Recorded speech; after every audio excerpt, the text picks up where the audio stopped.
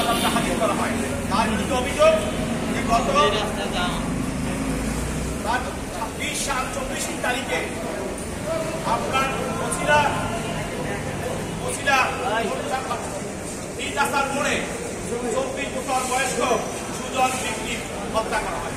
আপনারা জানেন যে সরকার আওয়ামী সরকার ঘোষণা করেছিল যে আগামী পুলিশের সঙ্গে সকল এমপিদের নেতৃত্বে যুবলীগ ছাত্রলীগ রাজপথে থাকবে এবং তারা ছাত্রলীগকে মোকাবিলা করবে।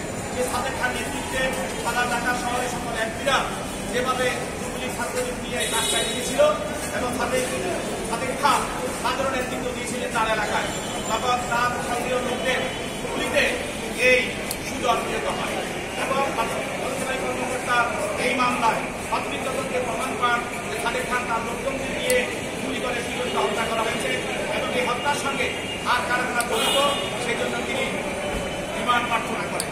বিজ্ঞ আদালত সন্তুষ্ট হয়ে তার 4 দিনের রিমান্ড